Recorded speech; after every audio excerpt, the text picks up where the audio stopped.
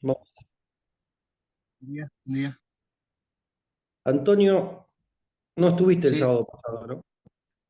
sí, no, 2 sábados que no Ok, tuvimos reuniones y bueno, se superponían, así que pero el Señor siempre.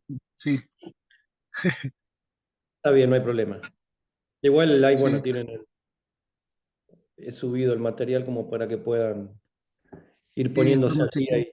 Exacto. Bueno, podemos Claro, orar para arrancar. amén.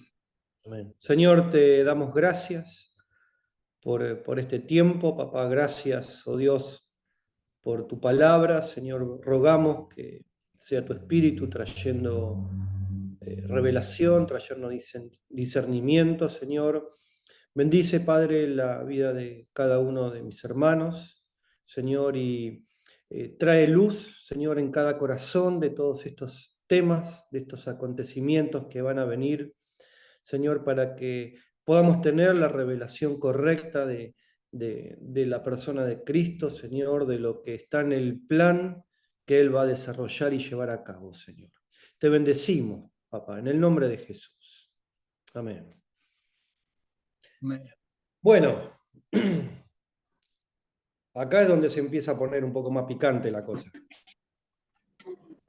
Habíamos llegado hasta la sexta trompeta. Vamos a arrancar a partir de la séptima trompeta, donde se consuma o se lleva a cabo la consumación del misterio, ¿no? De eh, la puesta en marcha o el establecimiento del reino de los cielos en la tierra. A través del sonar de la séptima trompeta, ¿cuál es el acontecimiento principal que sucede? A ver quién me puede responder.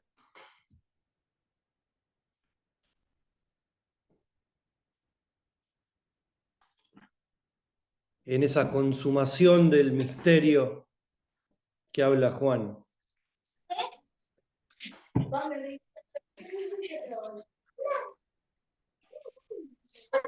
¿Qué sucede con la séptima trompeta?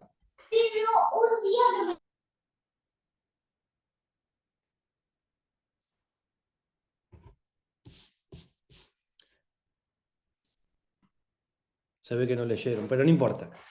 Con la séptima trompeta y la consumación de este misterio,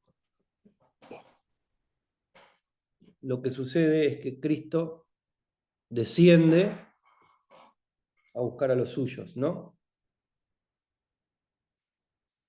¿Estamos de acuerdo?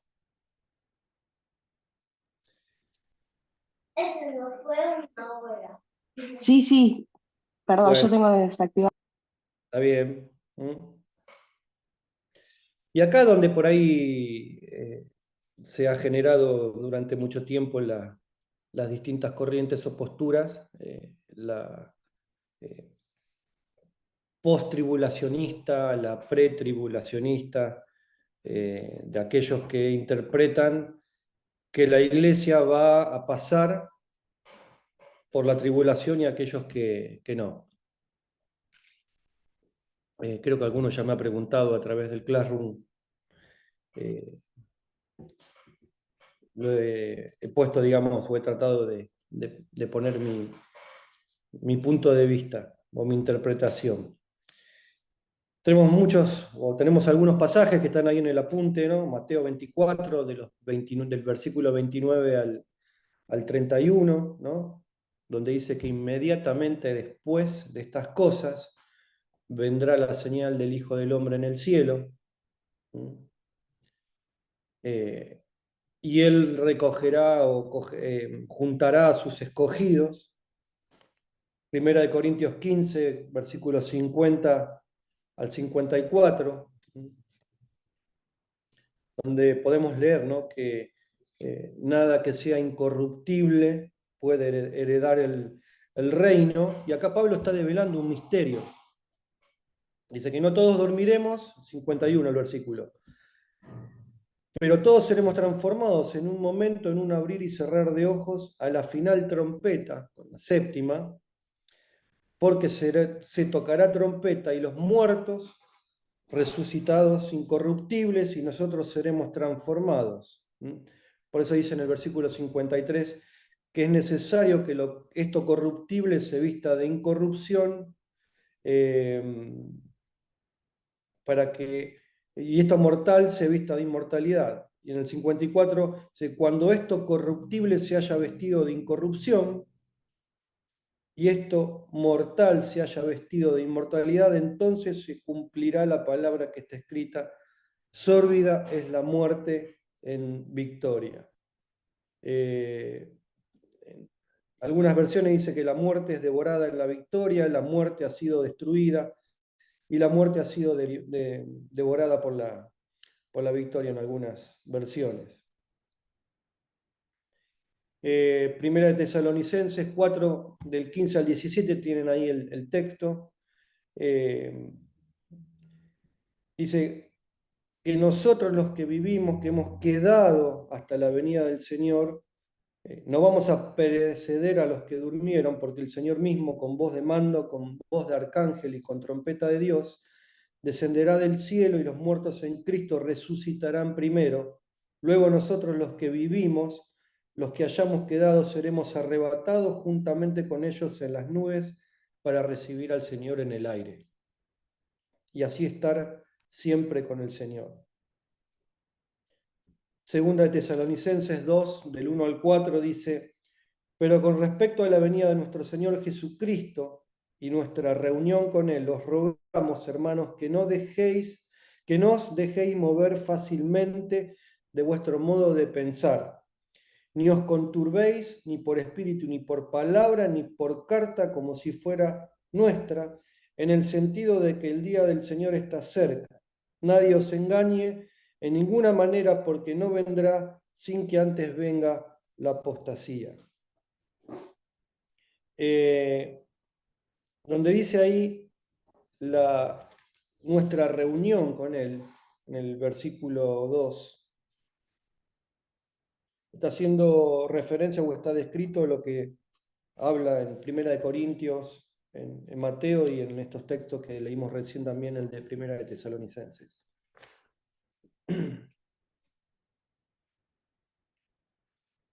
Dentro de estos sucesos también está la manifestación del hombre del pecado, el hijo de perdición, el cual se opone y se levanta a todo lo que se llame Dios, a todo lo que es objeto de culto, bueno, versículos 3 y 4 ahí en el texto de Primera Tesalonicenses, de Segunda de Tesalonicenses, perdón. Podemos ver tres acontecimientos que van a suceder en este momento. Jesús toma la iglesia en el aire, o sea, Jesús desciende en las nubes, los muertos resucitan primero con cuerpos incorruptibles y en segundo lugar nosotros o los que estén vivos en ese tiempo seremos transformados y nos reuniremos con Él en el aire. Este acontecimiento va a ser público, va a ser en un momento, en un abrir y cerrar de ojos, como dice la Escritura. Como dice también la Escritura, todo ojo le verá. Y también dice que cada incrédulo, cada persona que haya rechazado a Jesús hará lamentación por no haber creído. Todos los santos que estemos vivos en ese momento seremos arrebatados, ¿no? Haciendo referencia al texto de Primera de Tesalonicenses 4. En segundo lugar, luego de este acontecimiento, después vamos a ir viendo las distintas explicaciones que los ángeles o el ángel le va dando a Juan. En segundo lugar, va a haber una marcha, va a haber una procesión que va a hacer Jesús con sus santos escogidos desde el Sinaí hacia Jerusalén, atravesando el antiguo Edom, que es lo que sería Jordania actualmente, y donde va a ejecutar a todos sus enemigos, ¿no? Todas aquellas naciones que estén aliadas al anticristo y se reúnan contra Jesús y sus santos para pelear, van a ser derrotados. Y en último, o en tercer lugar, dentro de la segunda venida de Jesús se dará el contexto de la batalla final, ahí lo que está nombrado como en el Armagedón, donde los reyes de la tierra se reunirán para pelear contra el Señor y contra sus santos. Hay muchos textos ahí en el Antiguo Testamento, en Joel, en Zacarías, en Sofonías, el mismo Apocalipsis también en el capítulo 16 lo menciona. Jesús marchará hacia Jerusalén con los santos y sus escogidos, y él marchará como un rey, como un guerrero, para vencer a sus enemigos. Ahí se va a cumplir lo que está también en la palabra, donde Jesús va a posar sus pies sobre el monte de los olivos, donde va a terminar la liberación final de su pueblo, y el pueblo, su pueblo lo va a recibir como rey sobre todo Israel. Amén.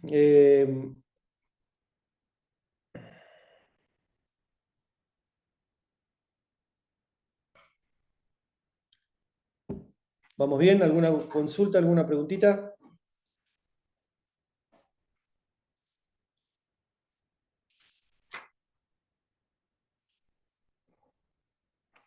Bueno, en Apocalipsis, capítulo 12 al 14, ahí podemos encontrar la explicación angelical de esta confrontación que va a suceder y de la victoria. Hay un odio generalizado y profundo de parte de Satanás y del sistema que va a querer implementar contra la iglesia del Señor en los últimos tiempos.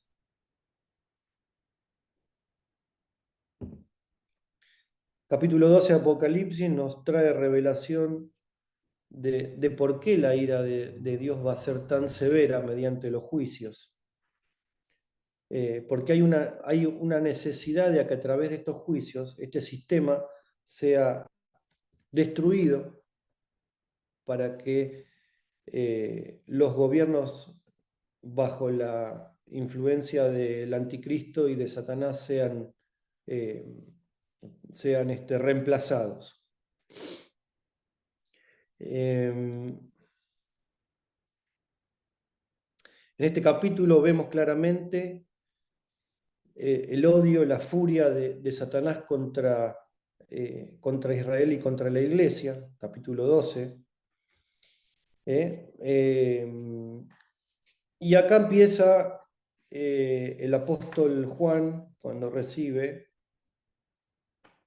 empieza, digamos, a escribir, como habíamos comentado en la primera clase, con esta simbología, cómo se van a ir dando los distintos acontecimientos y cómo los compara o con qué imágenes los compara. ¿Vamos bien?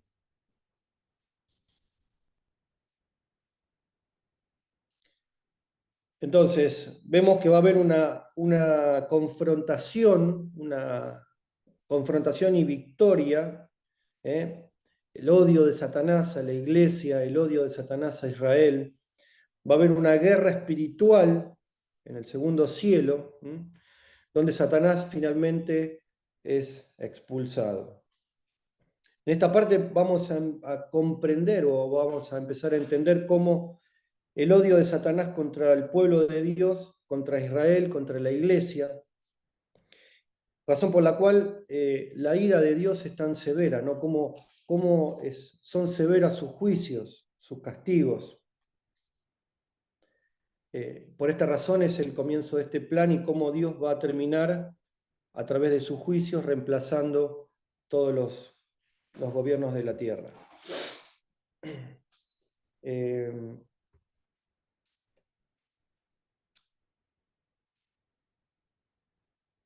está el relato o en el texto la imagen de la mujer y el dragón. Esta es haciendo digamos, una alegoría a través de esta imagen de la manifestación de Satanás y la persecución a la iglesia. Tenemos que tener como un punto importante que tenemos que tener revelación de este tiempo donde va a haber una gran tribulación, va a haber una gran persecución de parte de Satanás y de sus ejércitos. Pero si no tenemos la revelación correcta de Jesús, que es aquel quien va a traer toda esta victoria a través de lo que va a suceder, nos va a generar un espíritu de temor, un espíritu de miedo, ¿no? en nosotros, en el pueblo del Señor.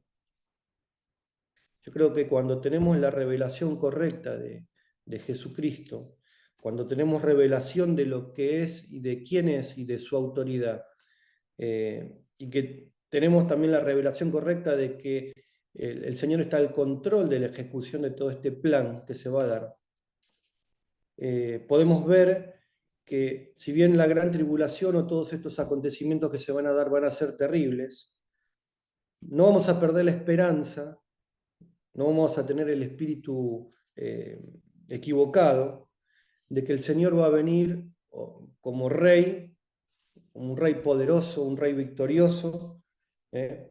Vamos a tener la certeza de que lo que va a suceder va a ser con el propósito claro y con el plan en ejecución de parte de Dios. Amén.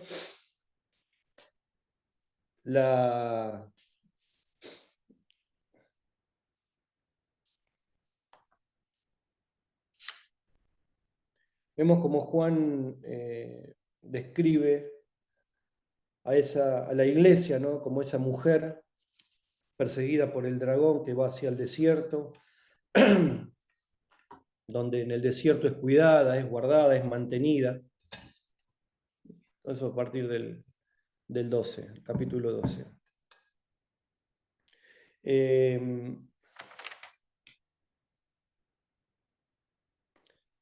Acá hay un tema importante que quiero mencionar para poder entender cuál es el sentir de este capítulo,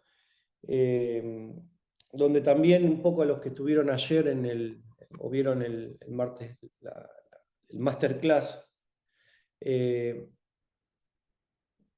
antes de ayer, perdón, donde tenemos que tener una revelación correcta, tenemos que tener una interpretación correcta o pedir al Espíritu Santo revelación y discernimiento justamente para no tener la revelación incorrecta o lo que genere, digamos, que haya errores de interpretación.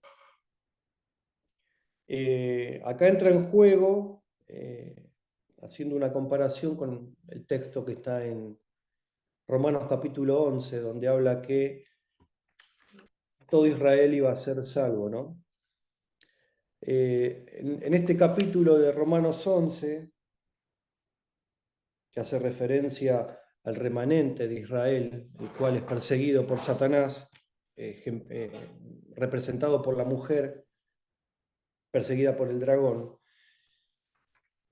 Acá Pablo en el capítulo 11 nos está revelando un misterio, ¿no? De que para que Israel sea salvo, se tiene que dar la condición de que la plenitud de los gentiles alcance el conocimiento del Señor. En el capítulo 11, el versículo 25, ese misterio es revelado a través de Pablo. ¿Para qué? Para que no genere un espíritu de soberbia en los gentiles, ¿no? Para que no tengan ese sentir, ¿no?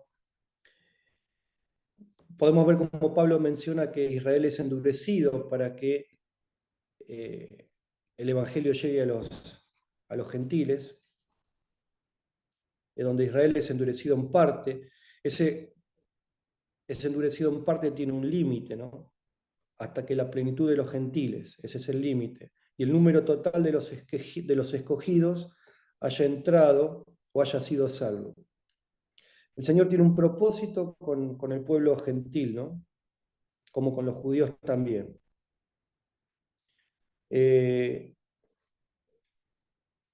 Esa expresión que dice, todo eso está ahí en el apunte, ¿no? Toda la expresión que dice todo Israel, hay distintas interpretaciones, ¿no? Dice que incluye a judíos y gentiles según lo que interpreta o lo que se enseña a través de Calvino, pero esta está refutada en virtud de lo que dice el versículo 25, ¿no? Donde dice que tiene la plenitud de los gentiles. Hay un tal Bengel que solo los escogidos de la nación de Israel van a ser los que sean alcanzados. Aquino dice que toda la totalidad de la nación de Israel, sin excluir a ninguno de sus integrantes, y San dice que la nación de Israel como tal va a ser alcanzada, pero sin necesariamente incluir a toda la totalidad de sus integrantes. O sea que yo creo que va a ser la condición de que el pueblo de Israel sea salvo, obviamente los que reconozcan en ese tiempo el Mesías, al Mesías como, a Cristo como el Mesías, ¿no?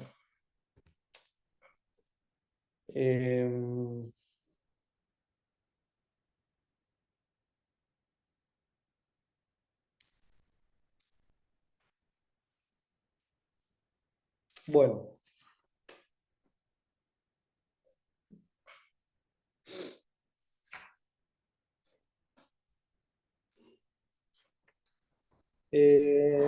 Seguimos un poquito más. ¿Vamos bien? ¿Alguno tiene alguna duda? ¿Quiere preguntar algo? Si no, avanzamos.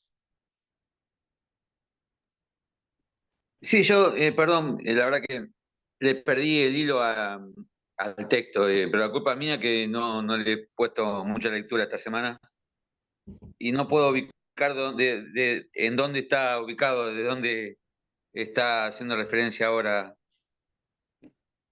Estamos viendo lo que es Apocalipsis, capítulo 12, 12 al 14. Ajá. Empezamos con el 12.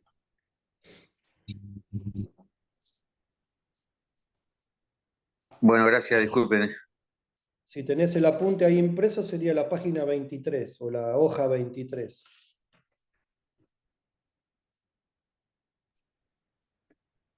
Ahora sí, perfecto, gracias. Bueno. Hay una representación en este capítulo donde a través de distintas imágenes Juan empieza o describe toda esta situación, ¿no?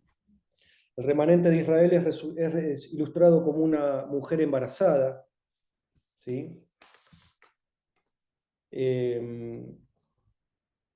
Menciona la figura del dragón, ¿no? Con sus 7 cabezas, o sea, todo haciendo referencia a Satanás, a cómo Satanás va a través de los reyes y naciones que va a seducir y va a engañar, cómo va ejemplificando o va mencionando a través de estas imágenes, cómo se va a ir desarrollando este sistema, que más adelante en el capítulo 17-18 lo menciona como la Babilonia o la gran ramera, cómo este sistema se empieza a conformar, donde en este proceso de persecución y establecimiento de este reinado va a haber una confrontación que va a terminar con la victoria final de Cristo.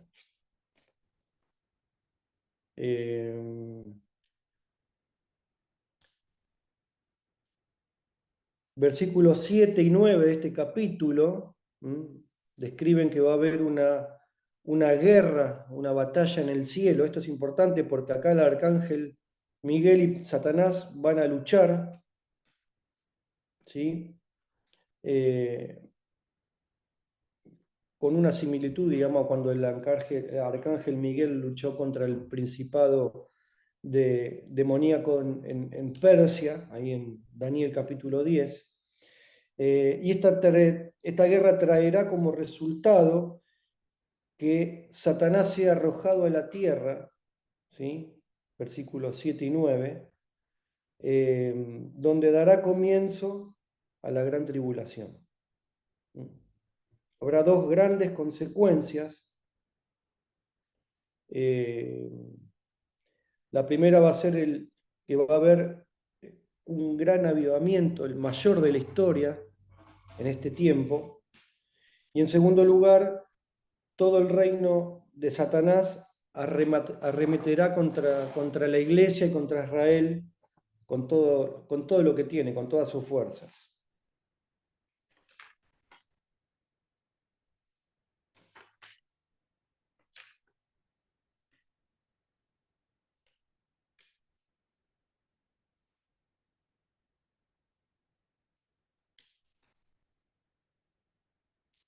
A través de la sangre del Cordero va a ser nuestro fundamento para que por medio de ella la iglesia, durante la historia, va a traer victoria.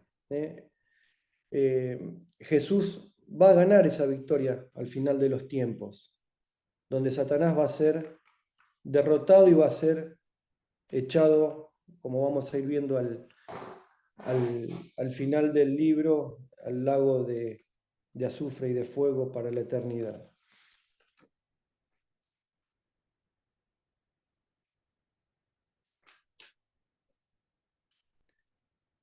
Vemos, avanzando un poquito en el capítulo 13, donde se describe la falsa Trinidad que va a atacar violentamente dentro de lo que es el periodo de la gran tribulación. Va a haber una guerra espiritual en la tierra y el ataque directo de Satanás contra la humanidad.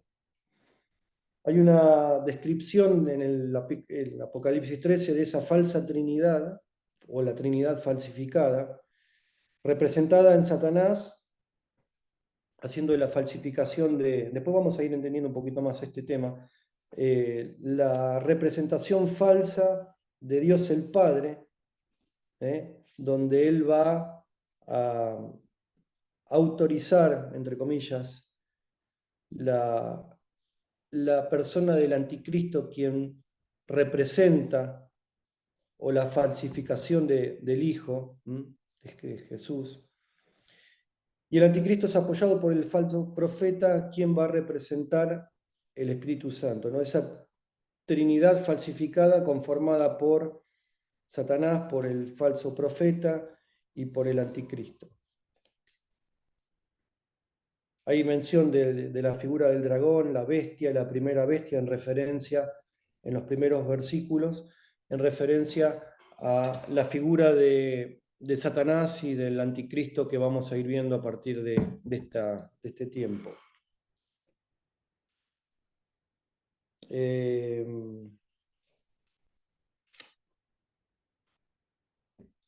una descripción de la bestia que hace el apóstol Juan,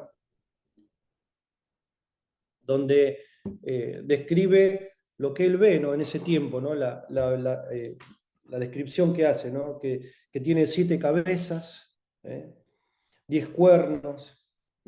Acá está hablando o está mostrando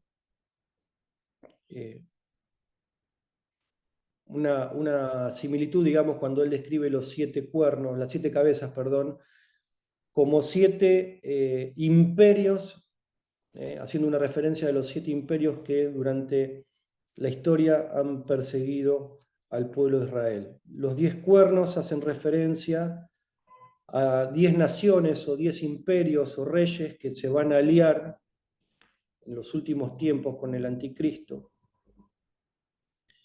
En el profeta Daniel lo describe como un cuerno pequeño, no sé si leyeron el capítulo 7 de Daniel, como un cuerno pequeño que surge de entre esos 10 reyes, como alguien con muy poca influencia, va creciendo en el tiempo hasta tomar control completo de esa coalición o de esa alianza donde el anticristo empezará a gobernar como un líder mundial, un poco que se menciona más adelante. Este líder mundial o el anticristo va a hacer alianzas con esas naciones, conformando un imperio más grande, un ejército más poderoso. Este anticristo va a ser una persona, completamente humana, no va a ser un humano, pero que va a estar endemoniado de tal manera que va a tener o va a ser controlado directamente por Satanás y va a tener el poder que él le confiera.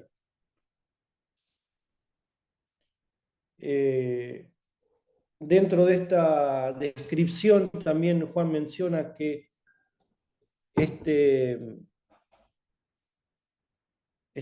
persona, digamos, va a ser herida mortalmente en su cabeza. Será un evento tan importante que el anticristo va a demostrar una prominencia a nivel mundial, donde esta persona de su herida va a morir, va a resucitar, en imagen o en referencia a la falsificación, digamos, de la resurrección de Cristo.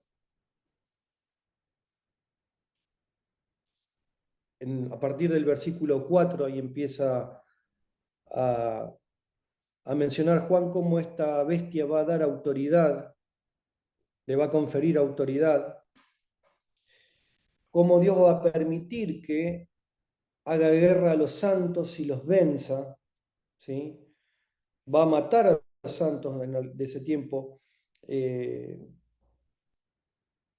acá donde, un poco como habíamos hablado también el sábado pasado, cómo va a jugar el papel importante el tema de los mártires, de los santos mártires en este último tiempo. Le hago una pregunta. ¿Ese anticristo está presentado como una persona, un hombre, una persona puntual o un sistema anticristo?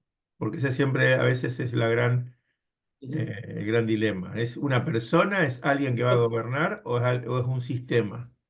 Yo creo que va a ser una persona, una persona física, que va a estar completamente endemoniada y que va a tener, digamos, el poder que Satanás mismo le va a conferir. Lo que sí habla como un sistema, está descrito como un sistema o se interpreta como un sistema, que lo vamos a ir viendo más adelante, es lo que se llama la Babilonia o la Gran Babilonia, la Gran Ramera, que lo vamos a ver a partir de los siguientes capítulos.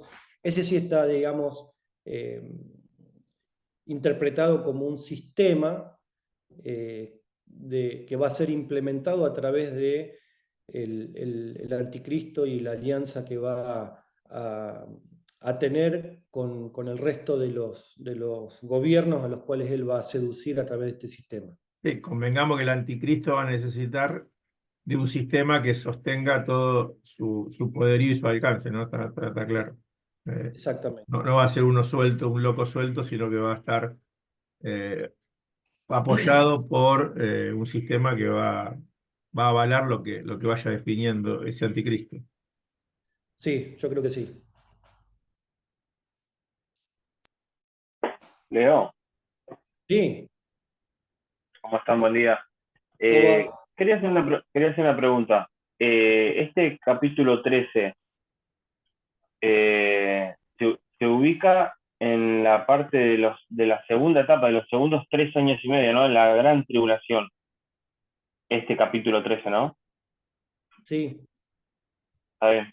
sí, sí. Sí, Y el porque capítulo 12, no, te preguntaba del capítulo 13, pensé que la respuesta era así como me dijiste, porque viste que vos dijiste que entendemos que a los 3 años y medio el anticristo se da a conocer de manera pública y notoria y empieza y termina ese periodo de falsa paz y se da a conocer. Y entonces, bueno, este capítulo 13, bueno, es evidente el anticristo.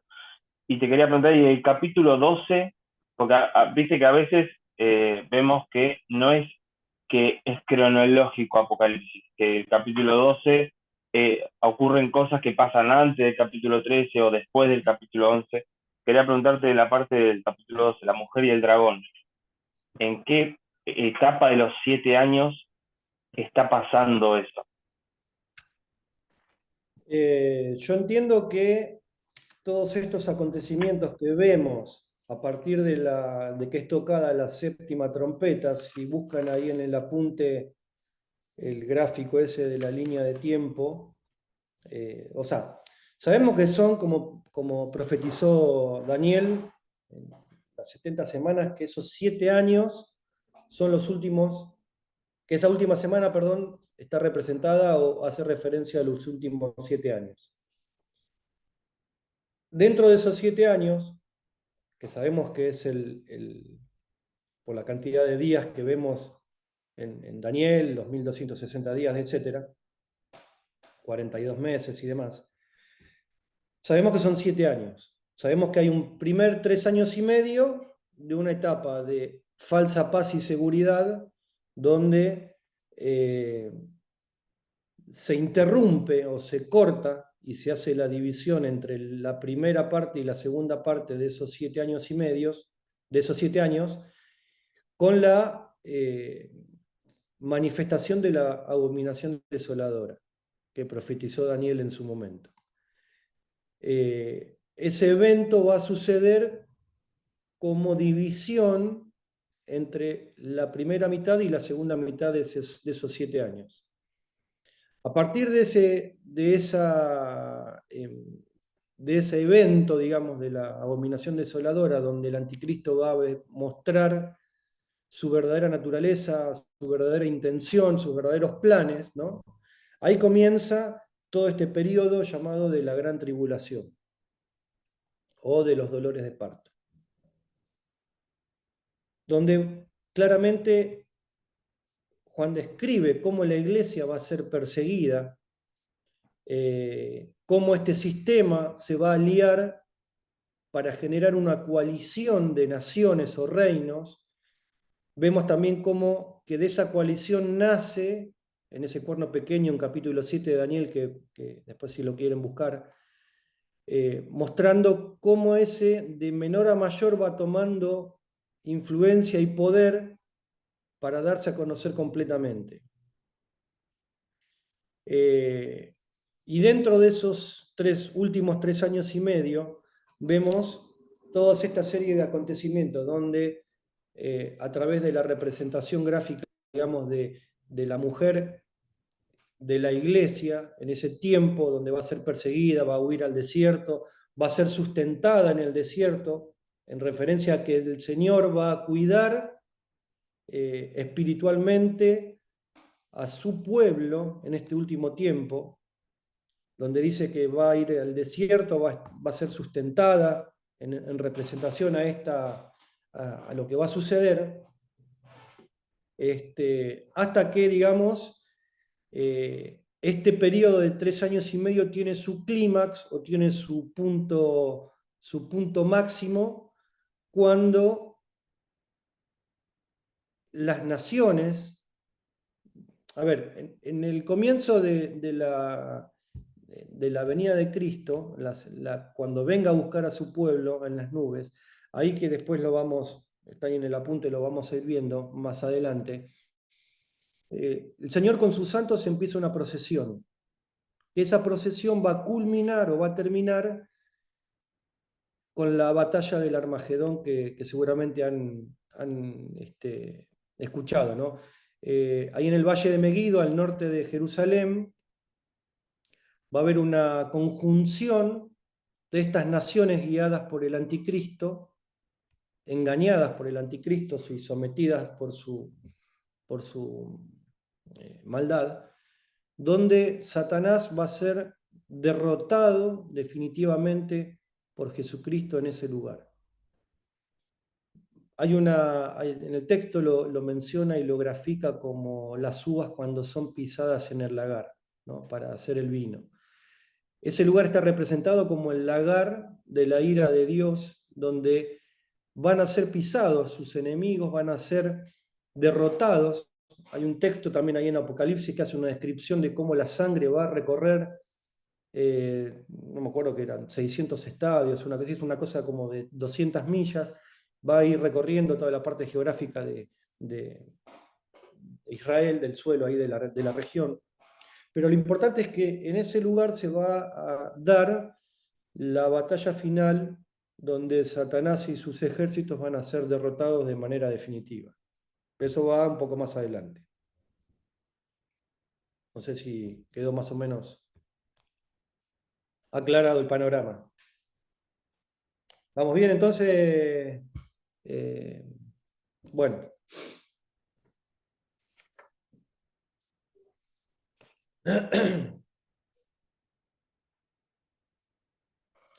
En este tiempo que lo explica, recordemos que el Apocalipsis, digamos, tiene la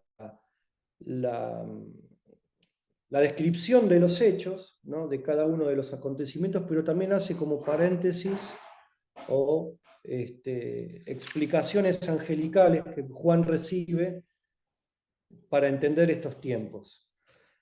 Acá, antes del comienzo del capítulo 14, simplemente para mencionarlo y para entenderlo, está la descripción del número de la bestia, etc., donde aquellos moradores de la tierra que no tengan el número de la bestia grabado en su mano o en su frente, no van a poder digamos, comprar, vender, etc.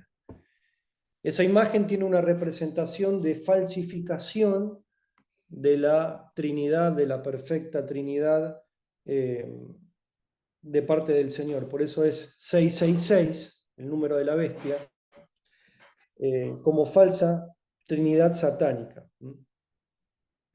Hay todo un estudio con respecto a la numerología de la Biblia, etcétera, que bueno, si quieren después se los paso.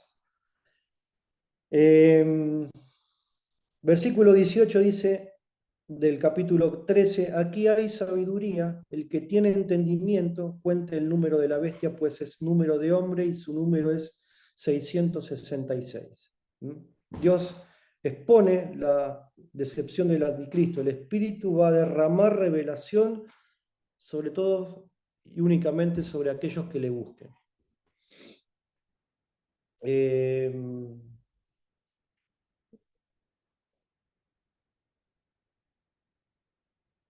Seguimos. Bueno, vamos avanzando. Apocalipsis 14, como dije recién, es cuando el ángel le da la explicación, porque vemos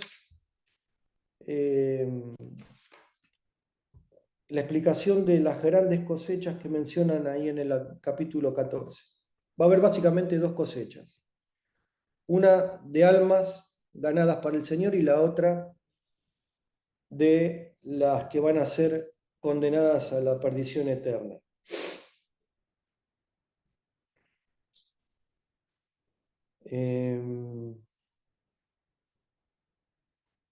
Esta explicación está fundada, digamos,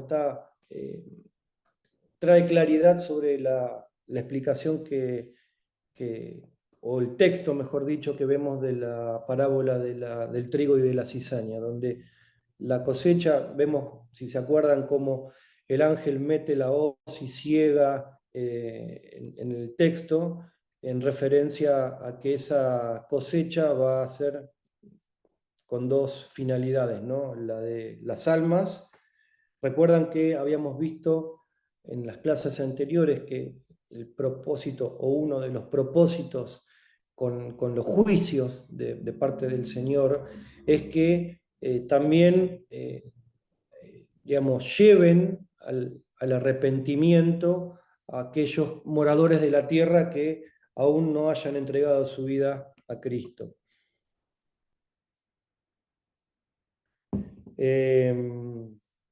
Hay una promesa de Dios en intervenir para ayudar a sus santos. En esta primera parte, Juan recibe la explicación de esas primicias del pueblo de Israel que van a estar disponibles para ser parte de ese proceso, ¿no? Habla de los 144.000, ¿no? Algunos dicen que son otros 144.000, pero yo creo que estos son los 144.000 judíos sellados, 12.000 de cada una de las tribus. Hay cuatro, a partir del versículo 6 vamos a ver los mensajes de los ángeles de parte de Dios que van a traer estas proclamas angelicales. Y una tercera parte donde vamos a ver, como mencioné recién, estas dos cosechas. Una cosecha o una primer cosecha para salvación y la otra para juicio.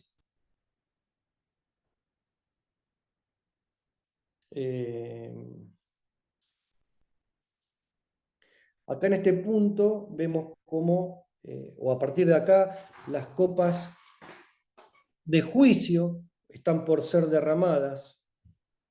Vemos la preparación a través de los juicios que van a venir. Jesús promete recompensar a su pueblo y juzgar a los seguidores del anticristo.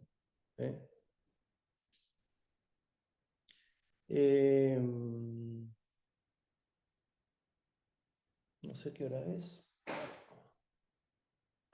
Vamos avanzando un poquito más. A partir del versículo 6 de este capítulo, vemos que hay 3 mensajes de los ángeles que van a traer a través de estas proclamaciones una unción, una fortaleza a su pueblo para advertir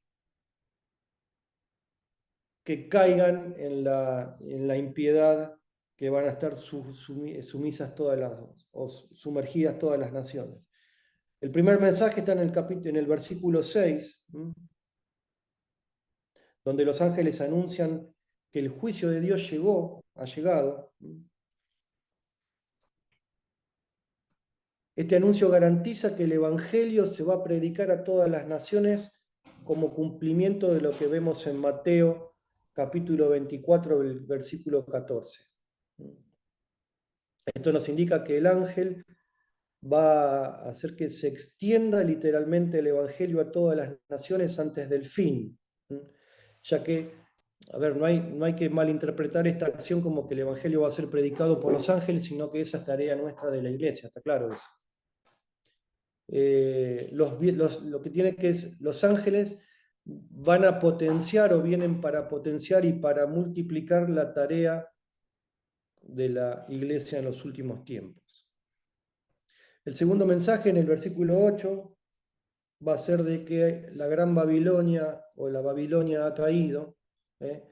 La proclamación ungida de la certeza de la derrota total de Babilonia es proclamada. Y en este punto vemos cómo los sucesos que se van a mencionar en los capítulos 17 y 18 de Apocalipsis están prontos a suceder. Este mensaje, ¿por qué piensan que es importante? Porque muchas personas se van a ver tentadas a unirse a ese sistema, van a ser seducidas para unirse a ese sistema. Y sabemos que este sistema no va a prevalecer, este sistema denominado la Babilonia va a tener, digamos, una victoria, entre comillas, o un esplendor momentáneo, como que va a ser invencible, y al final sabemos que va a terminar siendo derrotado. Versículo 9 habla de que esta proclamación ungida de la certeza del juicio sobre todos los adoradores del anticristo va a animar o va a fortalecer a los santos que estén en ese tiempo a mantenerse fieles, a no sucumbir ante este sistema, a no claudicar ante el sistema, a no tomar la marca de la bestia que fue mencionada anteriormente, porque sabemos que todo eso, o a todas esas personas van a ser, que adoren al anticristo, que reciban su marca, van a ser derrotadas al final. Yo creo que este mensaje necesita ser predicado por nosotros, la iglesia, con lágrimas, digamos, porque hay muchos que vemos que le dicen sí al Señor, van a terminar cediendo ante la presión, ante esas ventajas, entre comillas, que va a ofrecer este sistema, que va a engañar a muchos.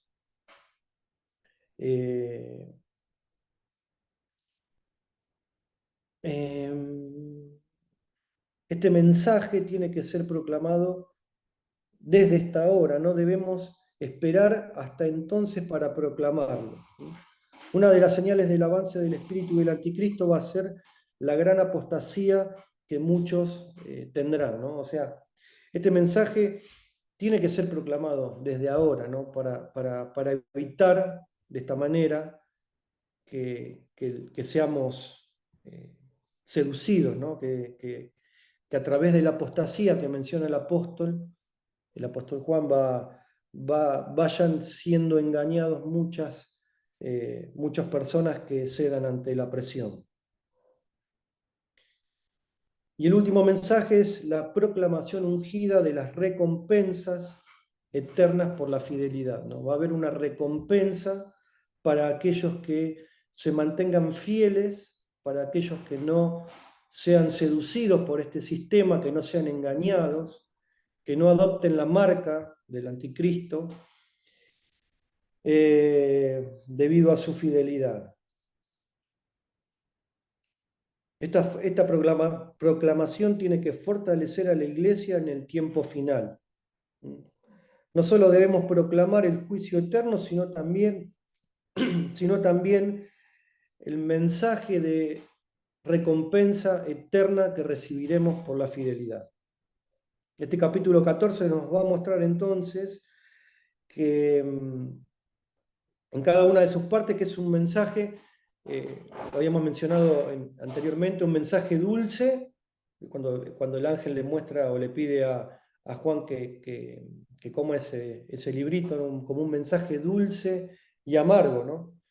¿Por qué? Porque va a ser amargo por el juicio que Dios va a traer, pero va a ser dulce por las recompensas y por la cosecha de salvación que va a haber. A partir del versículo 14 vemos cómo, mencioné recién, la tierra es segada para básicamente dos cosechas. La cosecha de almas, que lo van a ver ahí del 14 al 16, los versículos, y la de pecado o de juicio del versículo 17 al 20. Habrá entonces consecuencias por las obras que realicemos. Habrá una cosecha de almas y otra cosecha de maldad. Hay ahí un cuadrito para que lo tengan ahí a la vista del texto de las cosechas, ¿no? Capítulo 14 de Apocalipsis, Mateo 24, Primera de Tesalonicenses 4 y Daniel 7, como va comparando los temas puntuales ahí para que lo vean.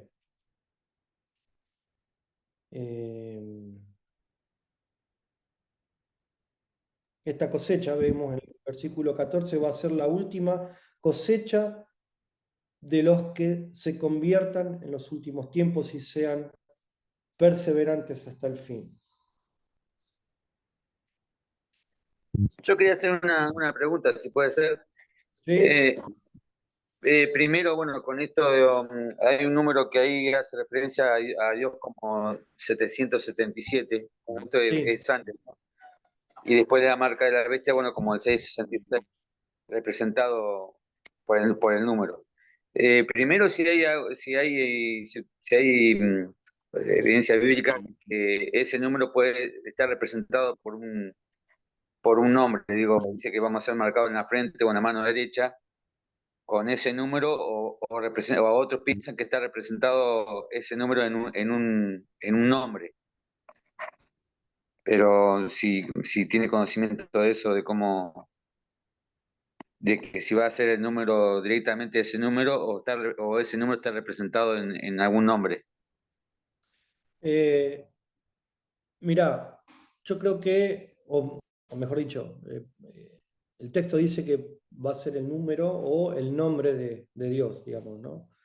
Eh, hay, por eso les decía hoy más temprano, si quieren después se los paso, hay todo un estudio que habla acerca de o que trata de la numerología, ¿no?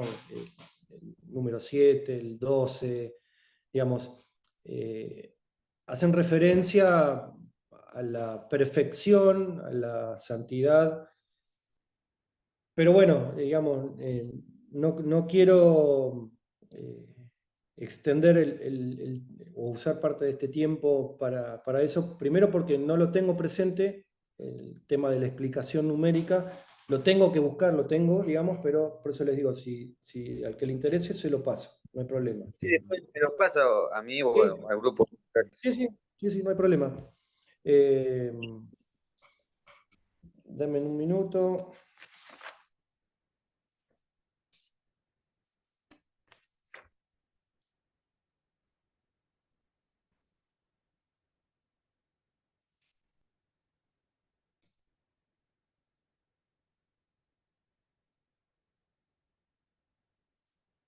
Bueno, se los paso.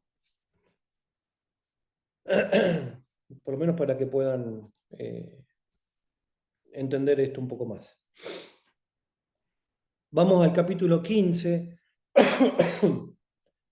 donde en esta primera parte el juicio de las copas, ¿sí? Se empiezan a- a implementar, donde las infraestructuras del anticristo son debilitadas por Dios desde como una imagen o como una sombra profética de cómo lo hizo Dios con el pueblo de Israel en el antiguo Egipto. Este capítulo nos va a mostrar la preparación para que la ira de Dios sea derramada a través de las copas. ¿eh? Jesús va a ser revelado como esposo, como rey y como juez, y es su celo contra el opresor el que lo motiva, o sea, es la necesidad de llevar a las personas a tomar esa decisión de aceptar o no aceptar el señorío de Cristo en este tiempo, lo que lo mueve, lo que lo lleva a derramar su ira sobre el anticristo y su sistema en este tiempo. Este capítulo nos va a mostrar el escenario espiritual en donde las copas son derramadas. Por eso este capítulo nos va a mostrar el contexto y sobre todo el propósito de estos sucesos que van a llevarse a cabo. Tenemos los ángeles que van a tocar van a derramar las 7 plagas. Juan describe a partir de este capítulo, en los primeros versículos, ese santuario celestial en 2 visiones diferentes. Ahí en el versículo 2 al 4 vemos como Juan describe una visión de los santos en los últimos tiempos, alabando al Señor por sus juicios, y la segunda es como ve a esos 7 ángeles que liberan los juicios finales de parte de Dios. Versículos del 5 al 8.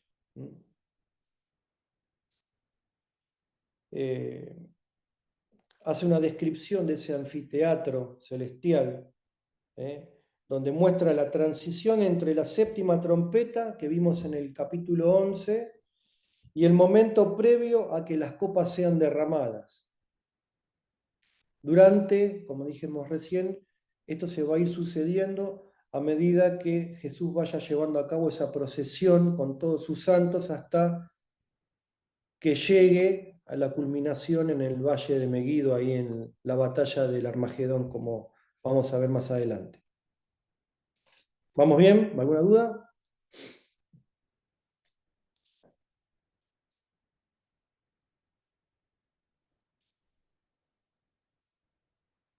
Bueno.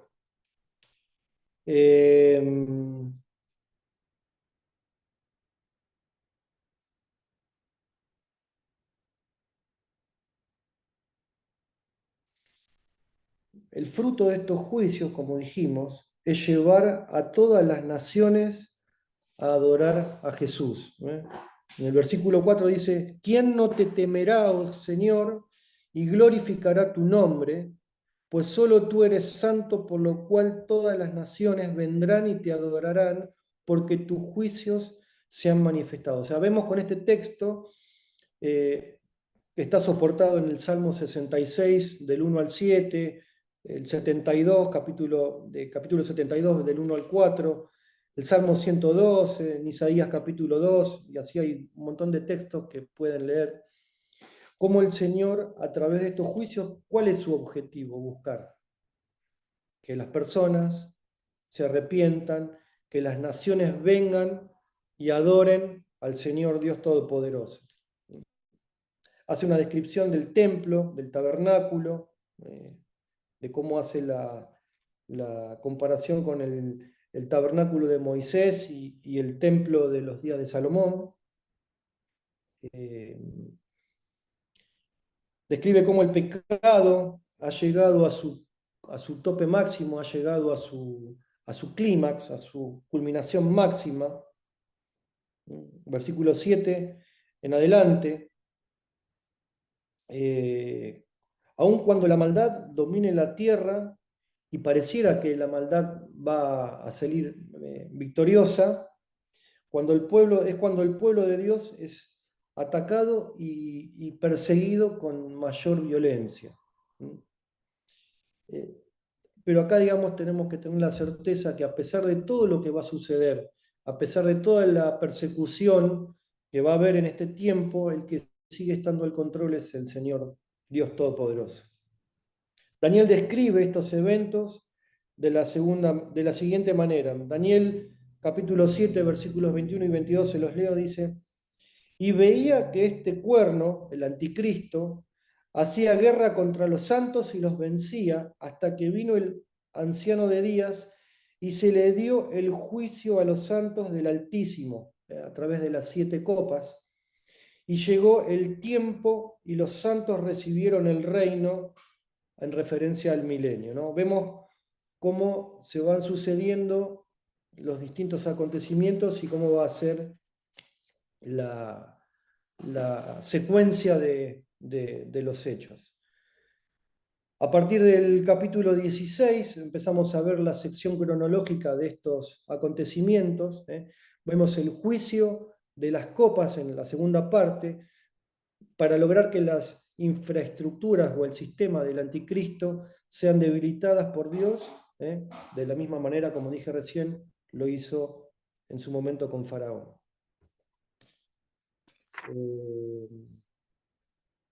Entonces, en esta segunda parte, empiezan a ser derramadas las copas del juicio de parte de Dios. La primera copa hace referencia a las úlceras, ahí lo pueden ir leyendo a partir del capítulo 16, úlceras malignas y pestilentes. La segunda copa es la conversión del mar en sangre. Esta hace también referencia, como la tercera, a que en la segunda trompeta, si recuerdan, habla de que la tercera parte del agua y del mar y de lo que había en ellos iba a ser destruida. La tercera copa es la contaminación del agua potable, la conversión de esa agua potable en sangre.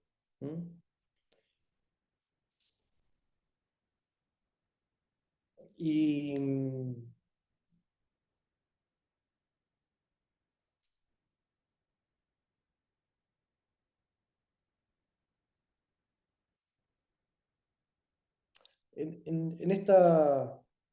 para mencionar en esta copa hay una referencia también a través de la conversión del agua en sangre,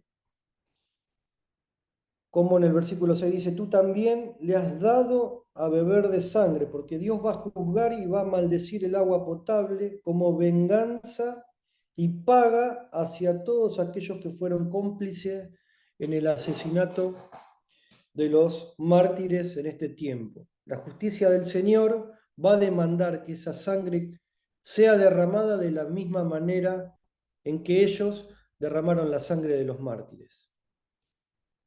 La cuarta copa está referida a que los hombres van a ser quemados, digamos, por el calor del sol, ¿eh? Y así todo vemos como que, lo hemos visto también a través de las trompetas, como a pesar de estos juicios, ¿no? A pesar de todas las calamidades que van sufriendo la humanidad a través de los juicios de Dios, aún así vemos que hay muchas personas que no se arrepienten, ¿no? Lo dice ahí en el versículo 9, que a pesar del gran calor, a pesar de que las personas se quemaban con esta copa, con la cuarta, la gente dice que no se arrepentía y que blasfemaba en el nombre de Dios. La quinta copa hace referencia a las tinieblas que van a ser derramadas sobre el imperio del anticristo.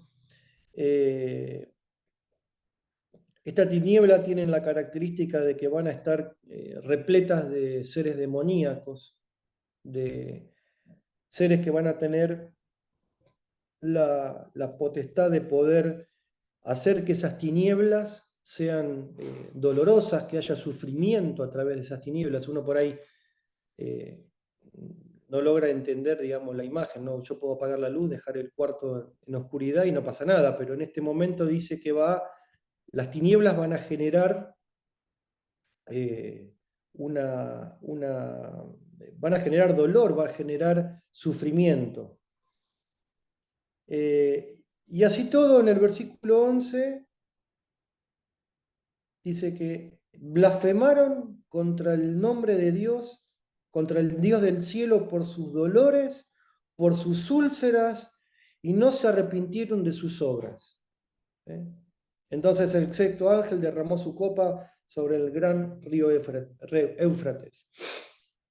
Esta copa es una copa de engaño a las naciones, porque dice el texto que se va a secar el río Éufrates, preparando el camino para la procesión de Jesús con sus santos hasta el valle de Meguido. La confirmación de ese milagro, entre comillas, de la sequía del río Éufrates,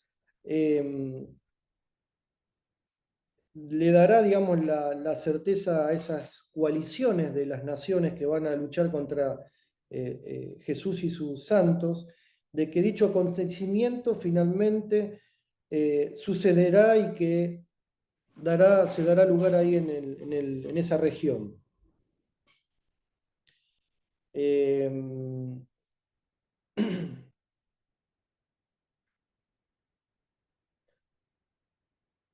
Va a haber espíritus demoníacos que van a hacer milagros, lo dice en el versículo 13 y 14, que van a engañar, van a ser desatados también a través de la imagen que dice ahí en el versículo, en el texto, de que van a ser como ranas que salen de la boca de ese falso profeta, y el objetivo es engañar finalmente a los reyes de la tierra a través de esta confirmación del milagro de la sexta copa del secado del río Éufrates, para que estas naciones o estos reyes terminen en el valle de Meguido enfrentando en la batalla final al Señor con sus santos. El versículo 16 dice que en ese lugar los va a reunir, que en hebreo es Armagedón. La palabra Armagedón es un valle que está en Meguido, localizado al norte de Israel, donde en esa área va a ser la plataforma militar, digamos, principal en ese lapso de 3 años y medio que habíamos visto, donde todas las naciones finalmente llevarán a cabo su batalla final, su campaña militar contra Jesús antes de su victoria final. ese Armagedón hace referencia, como dijimos también hace un ratito, de ese lagar. El lagar, recuerdan que el lagar es el lugar donde la uva era pisada para generar o fabricar el vino, como imagen de donde el Señor va a pisar a sus enemigos en el vino del furor y de la ira del Dios Todopoderoso. Todos los reyes o todos los que estén alineados con el anticristo van a estar físicamente en ese lugar, en esa misma zona geográfica. Y el Señor finalmente pisará a los ejércitos del anticristo en ese lugar. Eso también se va a ver en Apocalipsis capítulo 19. Y finalmente la séptima copa es derramada, donde un terremoto y un granizo va a venir y la caída final de Babilonia. Ese terremoto, por lo que narra el texto, también soportado por textos en Isaías capítulo 2, por ejemplo, en Ezequiel capítulo 38, lo pueden leer después, Ageo capítulo 2, va a ser el más grande de la historia, donde dice que Jerusalén va a ser dividida en 3 partes. Y Babilonia junto a las ciudades de la tierra van a caer.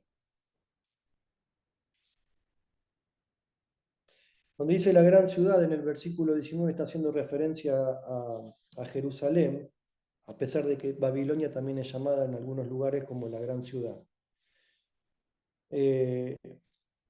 Va a haber, digamos, como, a ver, uno no se hace a la idea de cómo una montaña pueda desaparecer o una isla pueda desaparecer de nuestra vista, pero ahí lo dice en el versículo 20 y que está en la palabra de Dios, y la palabra de Dios es verdad. Vemos que va a haber, donde dice, y toda isla huyó y los montes no fueron hallados, un acontecimiento geográfico tan relevante que Juan lo describe como eso, ¿no? Como que una montaña va a huir, o como una isla va a huir y no van a ser encontradas.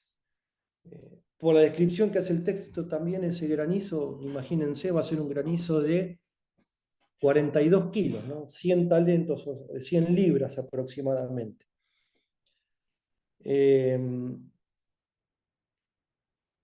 Acá también hay una imagen que se refiere también al Antiguo Testamento, donde en la ley de Moisés se requería que los adoradores o los idólatras sean apedreados hasta la muerte. Eso lo vemos en el capítulo 24 de Levítico o Deuteronomio capítulo 17. Y también entendemos que este movimiento del anticristo es completamente idólatra, con lo cual esta imagen del granizo es también en explicación de cómo el sistema de idolatría, de adoración al anticristo deberá ser apedreado para ser destruido.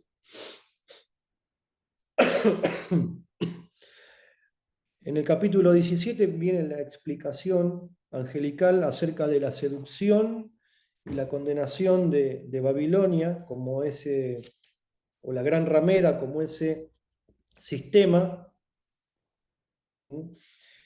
donde va a describir en los aspectos espirituales cómo se posiciona el sistema ese como la falsa religión mundial, en esa Babilonia espiritual que va a implementarse en los últimos tiempos. Los siguientes capítulos nos van a revelar cómo va a ser esta seducción, o la profundidad de esta seducción que va a traer este sistema de Babilonia, ¿no? Cómo va a invadir este sistema los distintos niveles de la sociedad. Nos va a explicar por qué las copas son necesarias, las copas de la ira son necesarias y son tan intensas. Entendamos que el Apocalipsis 17 y 18 tienen una revelación profética más importante en los últimos tiempos, ya que nos va a mostrar cuál va a ser la estrategia de Satanás para engañar a las naciones en los últimos tiempos. Vemos que esta gran ramera babilónica será literalmente una institución religiosa implementada como una falsificación de la novia del Cordero y del reino de Dios. O sea, este sistema babilónico va a ser una copia, ¿no?, de la novia y del Cordero como la conocemos nosotros. ¿Para qué? Justamente para seducir, para engañar y para llevar a perdición a todos aquellos que le sigan.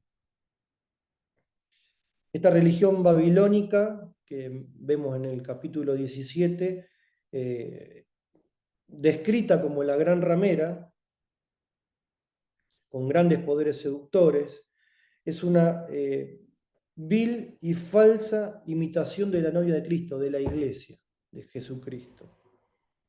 Por eso habíamos dicho hace un rato que una de esas características de cómo el anticristo iba a ir implementando todo este sistema es a través de estas copias falsificadas, tanto de la novia de Jesús como la iglesia, etc. Y esto va a traer, y eso es importante mencionarlo como consecuencia, que muchos van a apostatar de la fe a través de este sistema de engaño donde se va a vender una religión mundial, una falsa, dentro de esa falsa paz.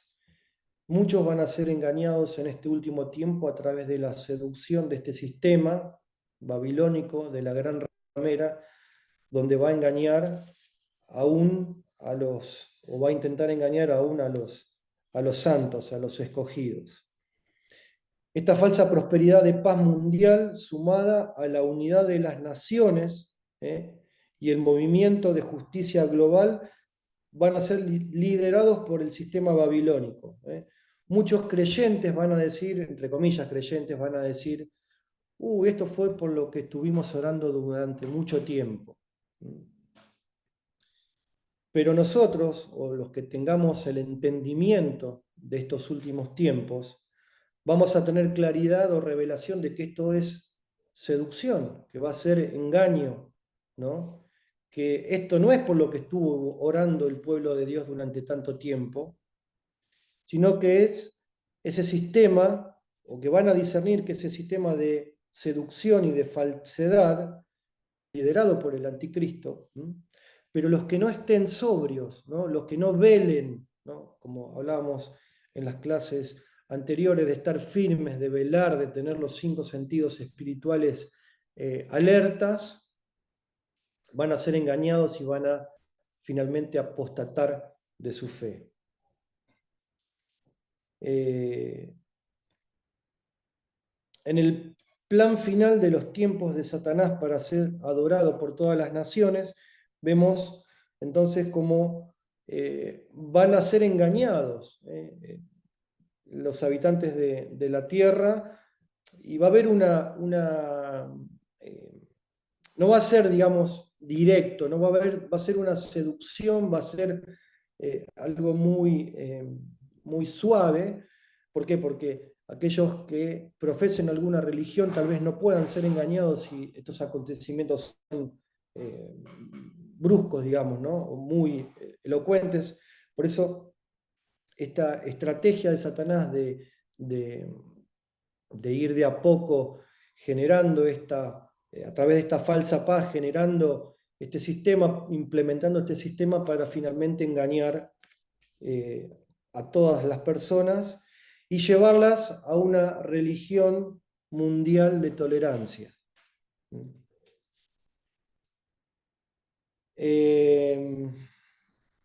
Pero en la segunda etapa, esta religión tolerante, que supuestamente era voluntaria, va a terminar siendo una imposición a la adoración directa del anticristo, y todo aquel que no le adore va a ser condenado a muerte, porque va a ser, digamos, obligatorio, o va a ser impuesto por ley la adoración de Satanás en los últimos tiempos.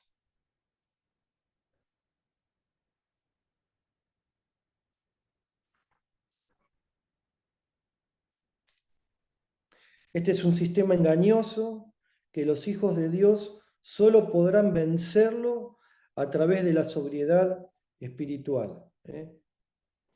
Habla acerca, Juan también describe cómo los reyes de la tierra van a fornicar, van a interactuar con este sistema, van a ser engañados, aún los moradores de la tierra se van a embriagar con la seducción de este sistema.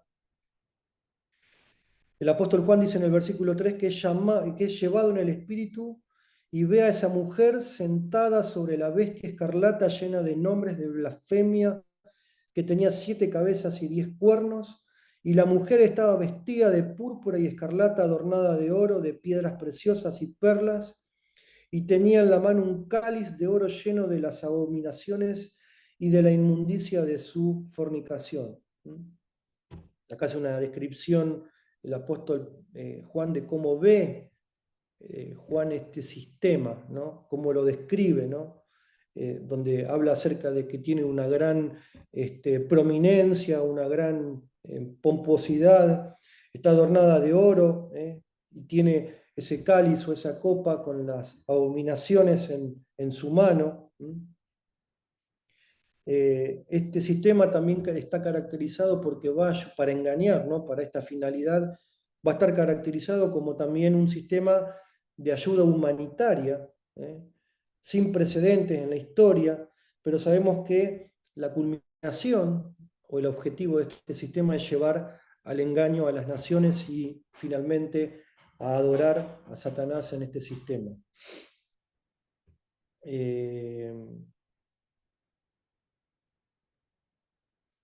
Este sistema, descrito en el versículo 5, Babilonia la Grande, la madre de las rameras y de las abominaciones de la tierra, está, digamos, trayendo más claridad o con un mayor énfasis a cómo va a ser este sistema. Este sistema de falsas religiones va a ser liderado obviamente por el anticristo y tiene una imagen o su origen, digamos, ahí en Génesis capítulo 11, cuando vemos la historia de la Torre de Babel, ¿no? Cuando se genera toda esa situación y Dios confunde el lenguaje de las personas que estaban queriendo edificar la Torre de Babel.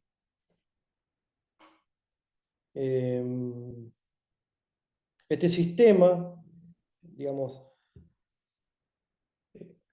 demostrado o identificado con el embriagamiento con la sangre, esa referencia a un corazón asesino que va a tratar de mostrar una apariencia de humanidad, de ser bueno ese sistema.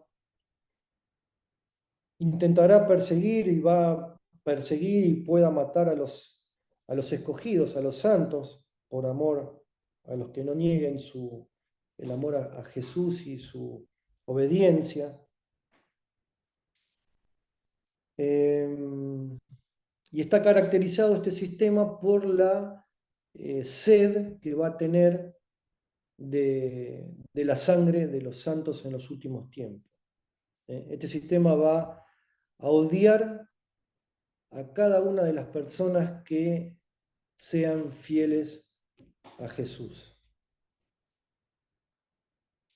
En el versículo 7 al 13 hace una descripción de todo esto, también cómo describe a la bestia, del que es y no es, del que vendrá como una falsificación de la eternidad de Dios.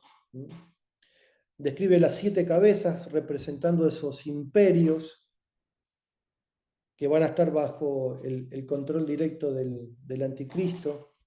Va a haber toda una simbología que hace referencia a esto.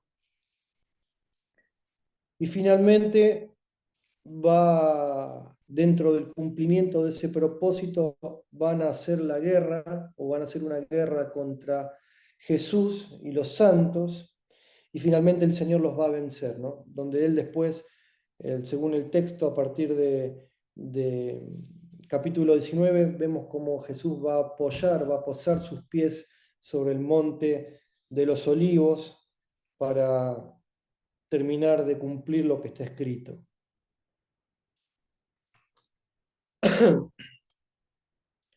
Capítulo 18 de Apocalipsis, avanzando un poquito, vemos la explicación angelical de la caída de este sistema babilónico, este sistema financiero y político, que va a ser la ruina del reino de las tinieblas y donde va a haber la celebración, o se va a ver la celebración de los santos por esta victoria. Hay un juicio de Dios establecido sobre este sistema religioso, este sistema económico.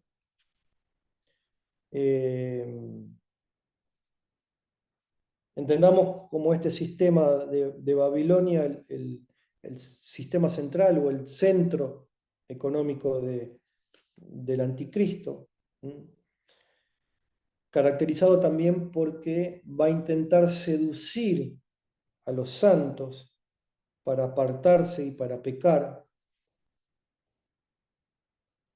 Hay un claro mensaje en este capítulo también, versículo 4, ¿no? Donde dice, salid de ella, salid de ese sistema, como advertencia del apóstol Juan al pueblo de Dios, de que salgan de este sistema, tanto física como espiritualmente, ¿no?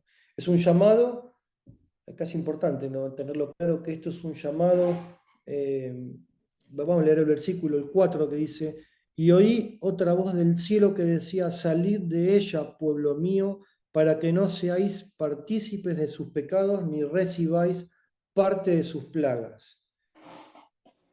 Este es un llamado claro a la radicalidad y a la santidad del pueblo de Dios, para que cortemos y rompamos con todo lazo, con toda cosa que nos pueda unir a este sistema. El pecado, por su nivel, ha llegado aún hasta los cielos, ¿no? Dice el versículo 5, porque tus pecados han llegado hasta el cielo y Dios se ha acordado de sus maldades. La gran ramera babilónica será el contexto en el cual las naciones alcanzarán ese clima o ese tope en cuanto al pecado y la experiencia del reino demoníaco, que va a estar completamente dedicado a influenciar y a trabajar a través de este sistema.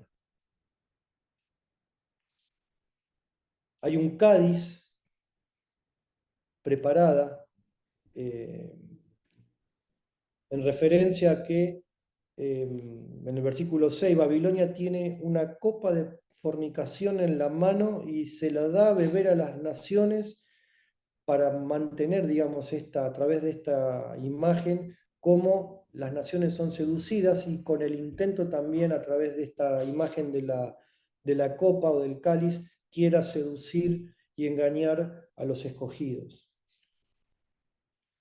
Los va a tratar de tentar, o nos va a tratar de tentar con lo que llaman el vino de Babilonia, ¿no?, con este sistema de seducción implementado en este tiempo. En alguna de las cartas apostólicas, después se los invito a leer, 1 Tesalonicenses capítulo 5, Tito capítulo 2, 1 de Pedro capítulo 1, capítulo 4 y 5 también, vemos cómo nos invitan o nos enseñan a que la sobriedad de estar despiertos con nuestros sentidos espirituales va a ser la principal arma del pueblo de Dios en este tiempo para vencer el sistema babilónico. Amén. No hay otra forma.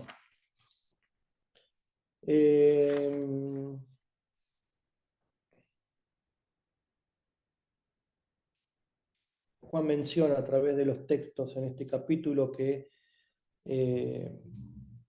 va a haber plagas, muerte, llanto, hambre. Estos serán quemados a fuego, como cumplimiento de estas plagas, de estos juicios. Las plagas son la paga que cada uno recibirá según sus obras. Son los juicios de Dios que vendrán repentina e inesperadamente sobre las personas según las obras que hayan cometido, ¿no? Va a haber muerte, gemidos, hambruna y fuego descrito en estas plagas. Va a haber lloro, lamentación, harán lamentación familias reales de la tierra, llorarán sobre su repentina destrucción, porque serán afectados por la crisis económica que el cumplimiento de estas plagas y juicios van a traer. Hace referencia a cómo, parándose de lejos, veían el humo de la gran ciudad de Babilonia que subía por los cielos.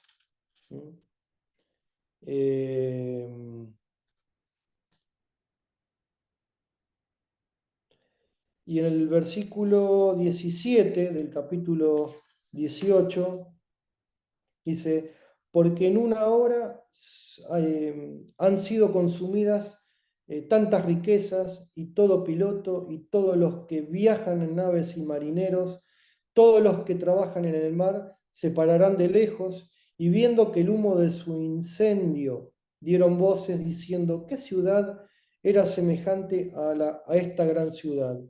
Y echaron polvo sobre sus cabezas y dieron voces, llorando y lamentando, diciendo: ay de la gran ciudad en la cual todos los que tenían naves en el mar se habían enriquecido de sus riquezas, pues en una hora ha sido desolada.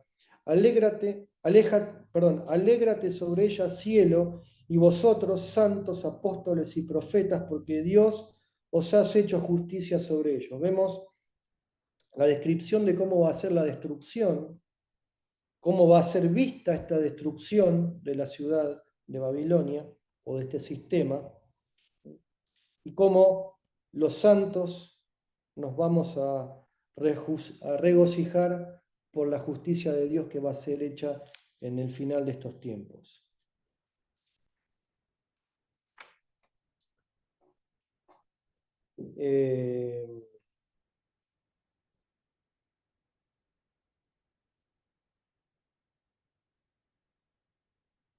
Dios nos llama, haciendo referencia al texto en el versículo 20, que no nos lamentemos por la destrucción, ¿no?, de este sistema, sino que tenemos que orar por su condición, sino que nos llama, o sea, no nos llama a orar o a lamentarnos por su condición, sino que nos llama a que nos regocijemos del juicio sobre ella. Todos en el cielo van a estar de acuerdo con los juicios de Jesús sobre la Babilonia. Dios asume la completa responsabilidad en la decisión de juzgarla, destruyéndola totalmente. Finalmente, leyendo del versículo 21 al 24, dice: y un ángel poderoso tomó una piedra, como una gran piedra de molino, y la arrojó en el mar, diciendo: con el mismo ímpetu será derribada Babilonia, la gran ciudad, y nunca más será hallada. Y voz de arpistas, de músicos, flautistas y de trompeteros no se oirán más en ti, y ningún artífice de oficio alguno se hallará más en ti, ni ruido de molino se oirá más en ti. Luz de lámpara no alumbrará más en ti, ni voz de esposo y de esposa se oirá más en ti, porque tus mercaderes eran los grandes de la tierra, pues por tus hechicerías fueron engañadas todas las naciones, y en ella se halló la sangre de los profetas y de los santos y de todos los que han sido muertos en la tierra. Va a haber por esta imagen de la piedra de molino, una destrucción total de este sistema, de esta Babilonia. Va a ser a través de las hechicerías que va a llevar a cabo, va a tratar de engañar, o sea, va a engañar, digamos, a las naciones y va a intentar también engañar a los santos. Y así como va a describir o como va describiendo la terminación o la ejecución de estos juicios de parte del Señor sobre este sistema babilónico, sobre la gran ramera, sobre todo esto que va a acontecer en este tiempo. Bueno, hasta acá vamos a llegar. A partir del sábado que viene vamos a ver la última etapa, la última parte de estas 5 que hemos dividido el libro de Apocalipsis, donde vamos a empezar a ver a partir del capítulo 19, en esta sección cronológica, en distintas etapas, cómo va a ser el regreso de Jesús, cómo va a ser el establecimiento de su reino eterno a través de la nueva Jerusalén, de la nueva ciudad. Amén. ¿Alguna consulta más?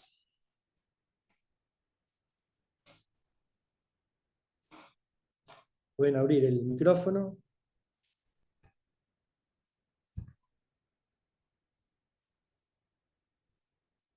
Bueno, entonces los espero para el próximo sábado. A partir de Apocalipsis capítulo 19 en adelante vamos a ir avanzando y terminando en el texto que nos queda para ver. Amén. Les mando un abrazo. ¿Podemos orar? ¿Alguno que quiera levantar su voz en oración para terminar?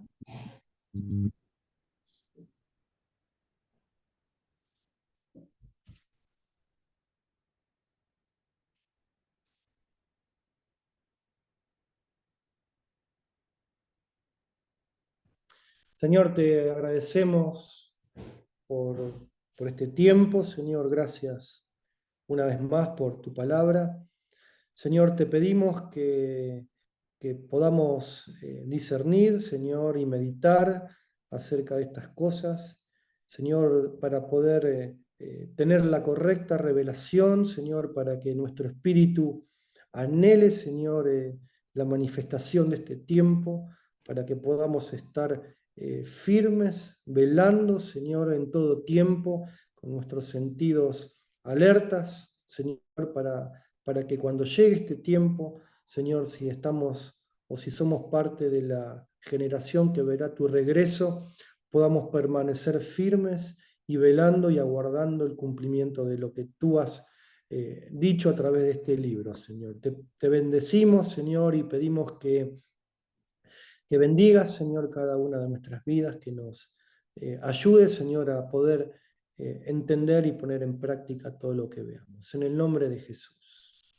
Amén. Amén.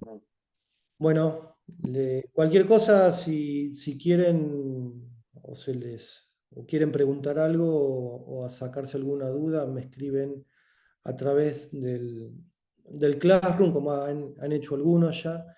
Y lo que sí les pido un favor, si alguno va a escribir alguna consulta o algún tema que quiera aclarar en el Classroom, manden un mensaje al WhatsApp, así porque yo como, digamos, no entro permanentemente al Classroom, ya sé que si recibo un mensajito en el WhatsApp, ya sé que alguien dejó una consulta ahí para responder. ¿Está bien?